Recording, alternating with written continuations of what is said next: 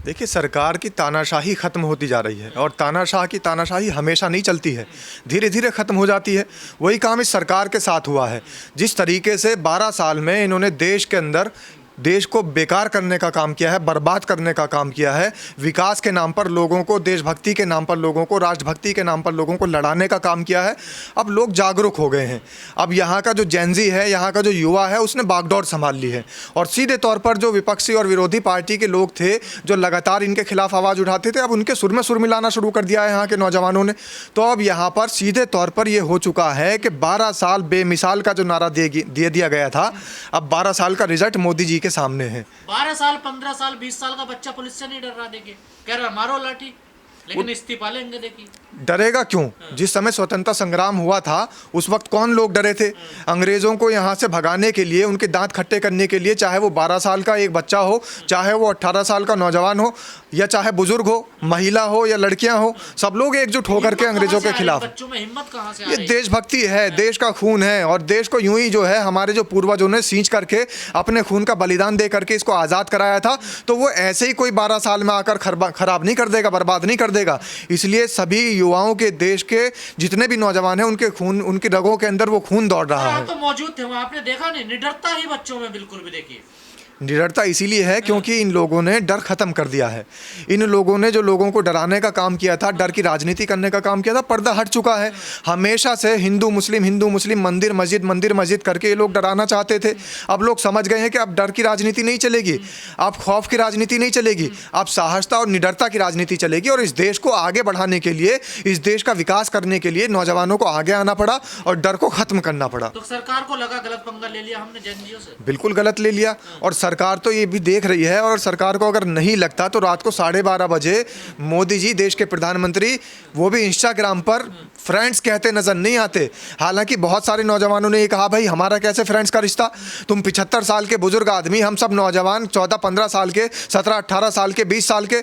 और सबसे बड़ी बात यह है, अगर तुमने फ्रेंड्स कहा है तो हमारे तमाम जो और फ्रेंड्स हैं उनको तो मौत के घाट उतरवा दिया। वो तो 22 फ्रेंड्स आपके मारे गए।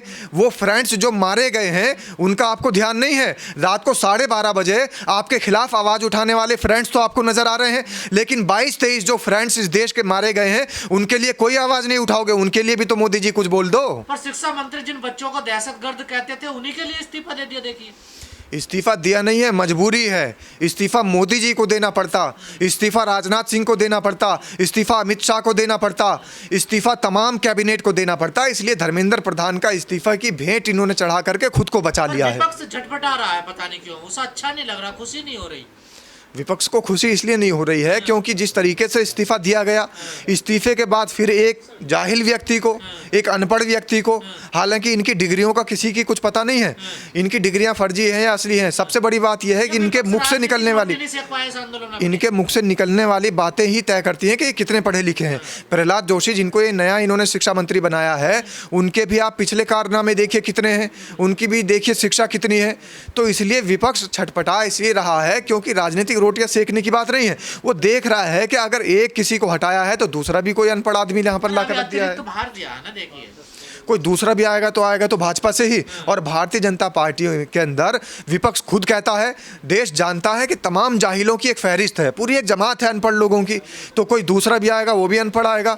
अब आप देखिए निर्मला सीतारमण, उनकी बातें कैसी है, उनकी भाषा कैसी है। एक अनपढ़ व्यक्ति भी इस तरीके की भाषा का प्रयोग नहीं कर सकता। तो लोग ये देख रहे हैं, विपक्ष ये देख रहा है और तमाम इस देश की जनता ये देख रही है कि भारतीय जनता पार्टी से अगर कोई नया शिक्षा मंत्री भी आएगा तो वो भी वही होगा जिस तरीके की भाषा इनके और मंत्रियों की। ये भी शिक्षा का मामला था। अरे रामपुर में यूनिवर्सिटी है, वो भी शिक्षा का संस्थान है, उसको तोड़ने की बात की जा रही है, अवैध बताया जा रहा है उसको। देखिए वहां पर भी लोग इकट्ठे हो रहे हैं और सबसे बड़ी बात यह है कि भारतीय जनता पार्टी की दुश्मनी ही शिक्षा से है।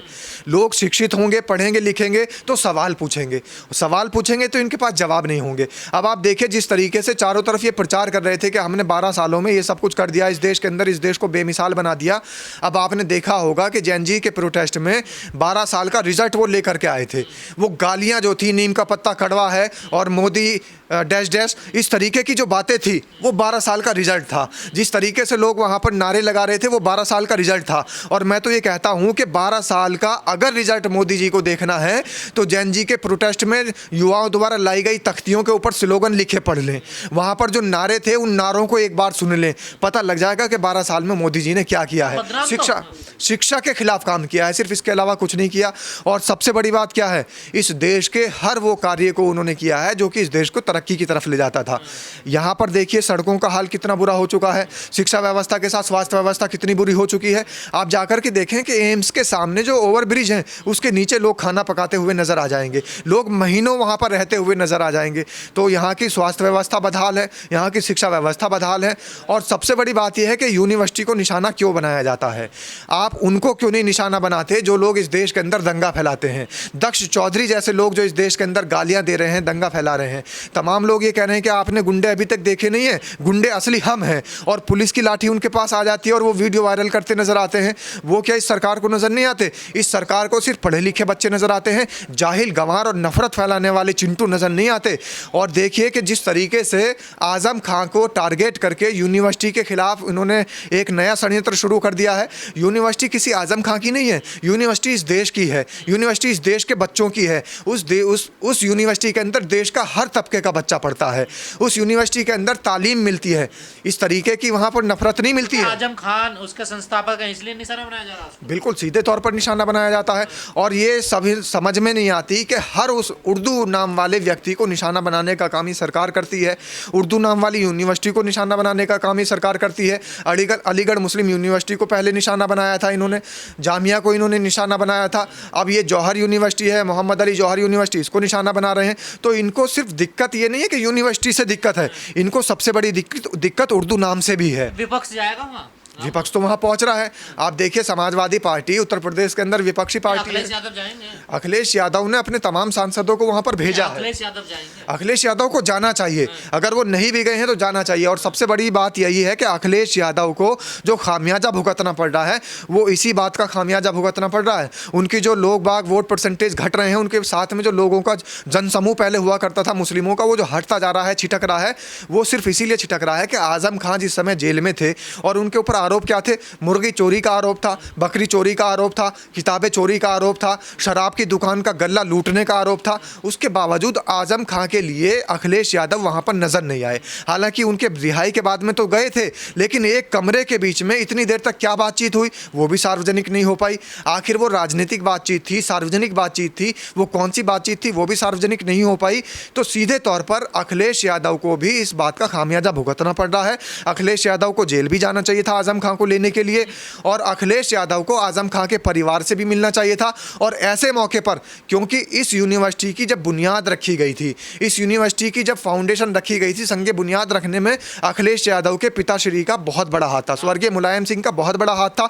तो कम से कम उद्घाटन में भी वो आए थे, तो कम से कम अखिलेश यादव को अपने पिताजी की वजह से ही वहां चले जाना चाहिए था।